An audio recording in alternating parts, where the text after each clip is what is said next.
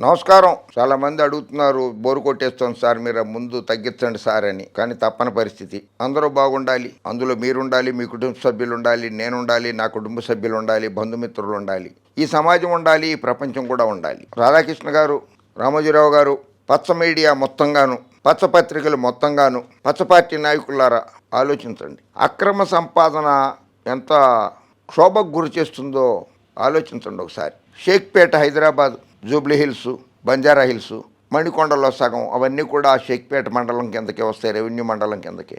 సుజాత అని చెప్పి ఒక ఎంఆర్ఓ అధికారిని అక్కడ పనిచేసేది. వాళ్ళ హస్బెండ్, ఆమె భర్త మంచి హై క్లాస్ జాబు, ప్రొఫెసర్ గారు. ఆయనకేమీ అక్రమ సంపాదన లేదు, కానీ సుజాత గారు, ఎంఆర్ఓ సుజాత గారు భారీగానే అక్రమాలకు పాల్పడింది.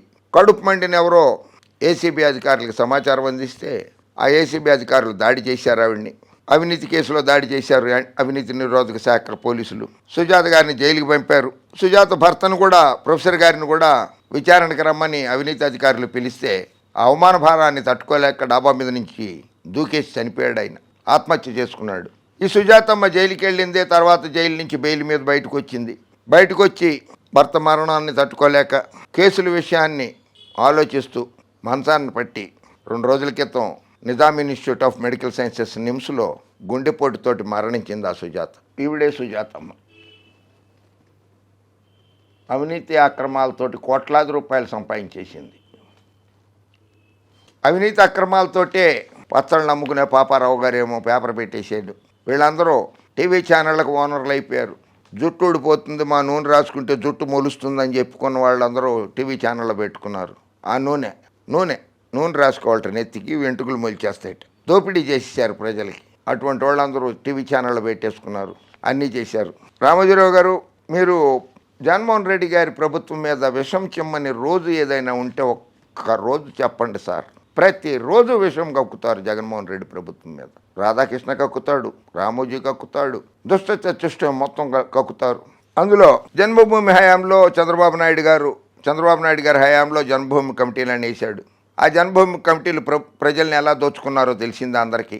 అలా దోచుకోబట్టే చంద్రబాబు నాయుడు గారికి కేవలం 23 సీట్లే వచ్చినాయి 175లో.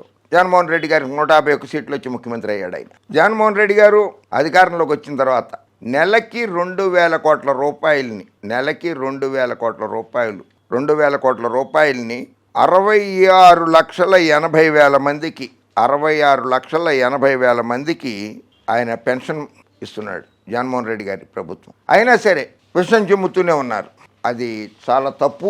ఇదేనా స్వర్ణయుగం అంటే అని రాసుకుంటూ ఉంటాడు. గత తెలుగుదేశం ప్రభుత్వంలో సామాజిక భద్రత పింఛను లబ్ధిదారులకు స్వర్ణయుగమే. కానీ నిజానిజాలు తెలియాలి రాష్ట్ర ప్రజలకి, తెలుగు ప్రజలకి. 2014లో ఉమ్మడి రాష్ట్రం విడిపోయే సమయానికి విభజిత ఆంధ్రప్రదేశ్లో 43,11,000 మంది పెన్షన్దారులు ఉండేవారు. కేవలం 43,11,000 మంది లబ్ధిదారులు ఉంటే, నేడు జగన్మోహన్ రెడ్డి గారి ప్రభుత్వంలో 66,80,000 మంది ఉన్నారు.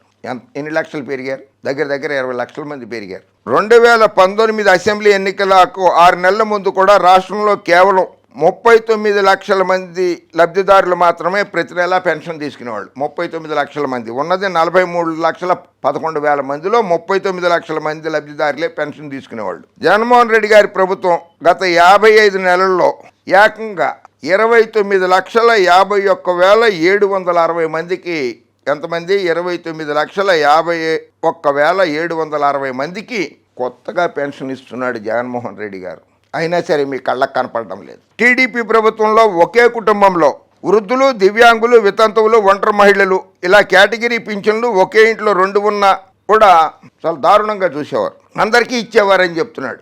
ఒకే ఇంట్లో వృద్ధులు, దివ్యాంగులు, వితంతువులు, ఒంటరి మహిళలు ఉంటే కూడా అందరికీ ఇచ్చేవాట చంద్రబాబు నాయుడు. వాస్తవం 2014లో చంద్రబాబు సీఎంగా బాధ్యతలు చేపట్టిన వెంటనే ఒక కుటుంబంలో ఒకరికి మాత్రమే పెన్షన్ పొందేందుకు అర్హులు అంటూ అప్పటి ప్రభుత్వం ఆదేశాలు జారీ చేసింది. చంద్రబాబు నాయుడు ఆదేశాలు జారీ చేశాడు, ఒక కుటుంబంలో ఒకరికి మాత్రమే పెన్షన్ సౌకర్యం ఉంటుంది అని. 2014 సెప్టెంబర్ 18 అంటే ముఖ్యమంత్రి అయిన 6 నెలలకే, 6 నెలల లోపు వృద్ధులు, వికలాంగులు, వితంతువులు ఒంటరి మహిళలు, దివ్యాంగులు అందరి నోట్లో మట్టి కొట్టేశాడు చంద్రబాబు నాయుడు. గ్రామీణ పేదరిక నిర్మూలన సంస్థ సెర్ప్ కార్యాలయం అన్ని జిల్లాల కలెక్టర్లకు జారీ చేసిన ఆర్సీ నెంబర్ 1053 ఆదేశాలు దీనికి సాక్ష్యం. ఇదిగో ఇది RC number 1053/SCRP 2024 dated 18/9/2014. All the district collectors, Rajeshwar IAS chief executive officer. ఆయన ఇచ్చిన జీవో కాపీ ఇది.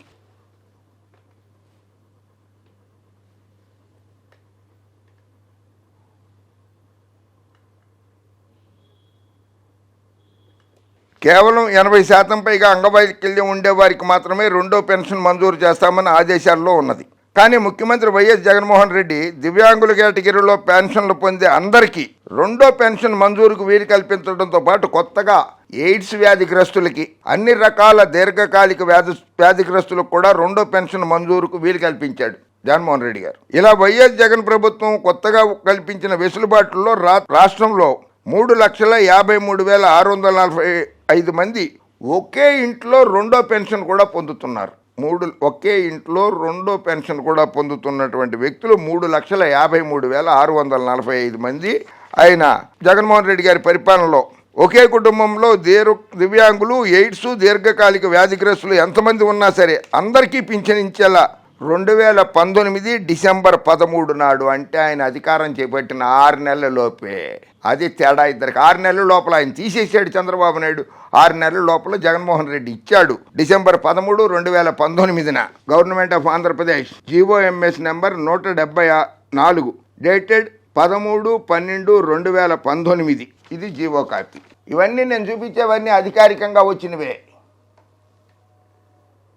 ఓపెన్ ఛాలెంజ్ టు రామోజీ గారు, రాధాకృష్ణ గారు, ఇవి సత్యాల మీరే తెలుసుకోవచ్చు. ఇంత సామాజిక న్యాయం చేస్తుంటే వైఎస్ జగన్మోహన్ రెడ్డి గారు, ఆయన ప్రభుత్వము, అధికారులు, వాలంటీర్లు చిత్తశుద్ధితో పనిచేస్తుంటే, ఓహో అది మీ నారావారి రాజ్యాంగంలో నుంచి, నారావారి డిక్షనరీలో నుంచి ఆ పదాలు తొలగించేశారు కదా మీరు. నీతి, నిజాయితీ, భయం, భక్తి, సత్యం, చిత్తశుద్ధి, ఇటువంటి పదాలన్నీ మీరు నారావారి డైరెక్టరీ, నారావారి డిక్షనరీ, నారావారి రాజ్యాంగంలో నుంచి తొలగించేశారు కదా. అదే దాన్ని అమలు చేసేది రామోజీ గారు, రాధాకృష్ణ గారే కదా. మీరు కూడా తొలగించేసుకున్నారు ఆ పదాలన్నింటినీ. అసత్యం, అరాచకం, అనైతికం, ఇవి మీరు డైరీల్లో రాసుకున్నారు. రెడ్ బుక్, రెడ్ డైరీ అంటుంటాడు కదా ఏదో లోకేష్ బాబు. మరి నారావారి రాజ్యాంగంలో రాసుకున్నవి కొత్త కొత్త చట్టాలు, కొత్త కొత్త పదాలు రాసేసుకుని అది మాత్రమే ప్రచారంలో పెడతారు మీరు. GOMS 174 13th డిసెంబర్ 2019, 6 నెలల్లోపే అధికారం చేపట్టిన 6 నెలల్లోపే జగన్మోహన్ రెడ్డి గారు ఇచ్చారు. అది మానవత్వం అంటే. మానవత్వాన్ని కూడా మంట కలుపుతారు చంద్రబాబు నాయుడు, లోకేష్ బాబు, పవన్ కళ్యాణ్ బాబు, రామోజీ గారు, రాధాకృష్ణ గారు, సాంబా అందరూ కూడా కలిసి. పచ్చ మీడియా కూడా పొద్దున్న లేస్తే అసత్యాల ప్రచారమే. అది వాళ్ళ నోరా తాటి మట్టా కూడా తెలియదు ఎవడికి. ఇన్ని అసత్యాలు ప్రచారం చేసి కులాల మధ్య చిచ్చు పెడతారు, మతాల మధ్య చిచ్చు పెడతారు, ప్రాంతాల మధ్య చిచ్చు పెడతారు, జిల్లాల మధ్య చిచ్చు పెడతారు ఈ పచ్చ పత్రికలు, పచ్చ పార్టీ నాయకులు. 2024 ఎన్నికలు దగ్గర పడ్డాయి.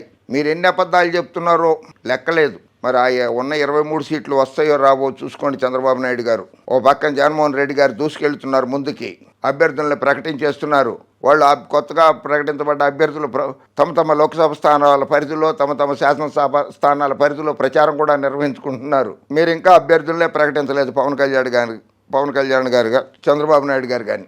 ఆలోచించుకోండి మీరు ఏ రకంగా మద్దతు తెలుపుతున్నారో. పాత్రికేయ వృత్తిలో ఉండి పేపర్లో పెట్టుకుని ఇటువంటి రాజకీయ పార్టీలకు మద్దతు ఎలా తెలుపుతున్నారో రాష్ట్ర ప్రజలకు ఒకసారి ఎడిటోరియల్ రాసి సవివరంగా సమర్పించండి. ఓకే, జై హింద్.